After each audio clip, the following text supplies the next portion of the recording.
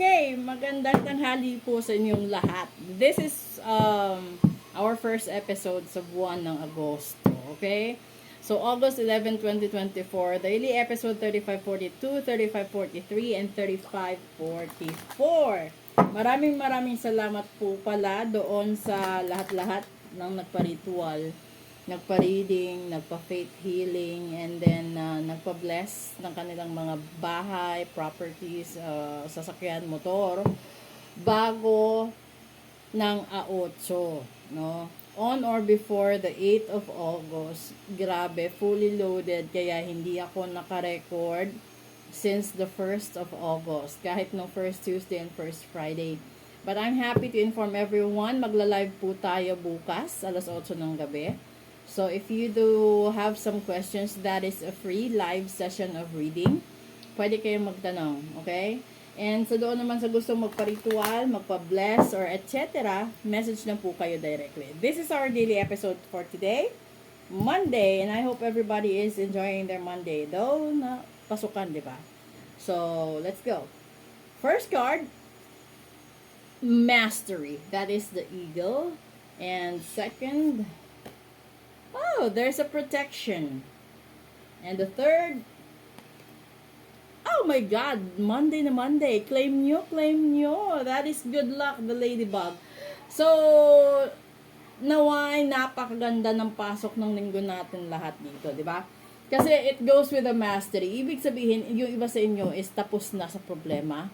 Yung iba sa inyo is patapos. And then, kailangan nyo lang ng protection sa sarili nyo for you to be able to keep the good luck that you have within yourself. Kasi lahat naman tayo may swerte sa buhay.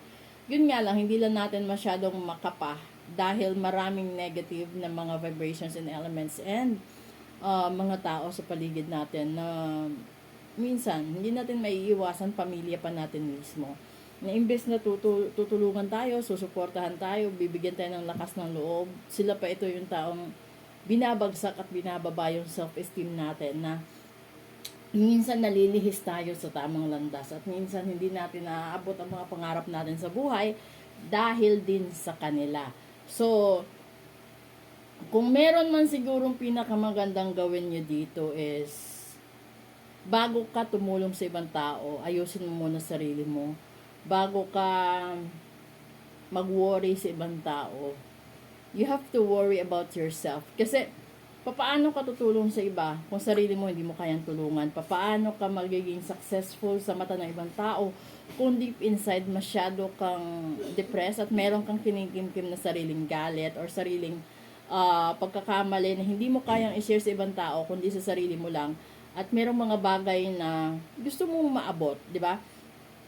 Sabihin natin, hindi naman masyadong maabot, pero ito may mga bagay na gusto mong makipagrelasyon sa isang tao pero ayaw ng pamilya mo sa kanya. Or gusto din naman niya, gusto mo rin, pero merong mga hindrances. The same thing na lang siguro doon sa employer-employee situation. Or minsan kasi, tawag na to, yung mga mag-ex dati, and then you've reached to a point na you get married, no, on a different person, and then hindi maganda yung takbo ng relationship or ng married life mo, and then few or decades away or after, na-discover mo, siya pala pa rin pala yung mahal mo, siya pa rin pala yung gusto mo, but it will be a hard time for you to adjust dahil kahit siya yung nauna mong minahal, kahit siya yung nauna sa buhay mo, pero dahil committed ka na, you have to think 100 times, diba? Especially if there are children involved. Though, nasa new millennial ngayon, it is acceptable na naman na kung hindi mo na talaga kayang ipaglaban ng isang relasyon, huwag ka nang manatili kung puro lang naman depression yung nandoon. Kasi you have to weigh everything naman, diba? Kung puro na lang away, puro problema, bakit ka mag-i-stay? No? Kung sasabihin ng ibang tao na kayanin mo, tiisin mo, hindi ganun. Kasi yung totoong buhay is you have to be happy. Kaya ka nga nag-asawa, kaya ka nga nagkaroon ng isang pamilya dahil gusto mong magkaroon ng anak. Gusto mong magkaroon ng sarili mong family. No? Yung family naman kasi hindi naman kailangan mayaman eh.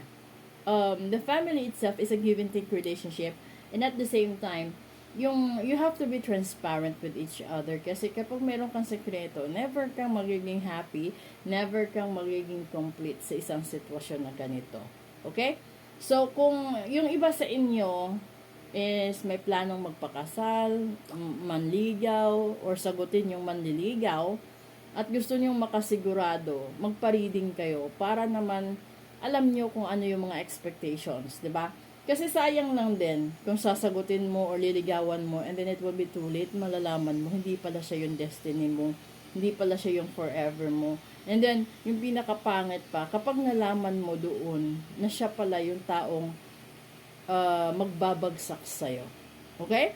So, we will proceed with a special episode right after this. Thank you sa lahat-lahat na nagtitiwala. And, sa gustong magpa-cleansing, magpatanggal ng kamalasan sa buhay nila, message lang po kayo. And please do support my YouTube channel as well and then the Facebook account. And this is my only TikTok, okay? Thank you!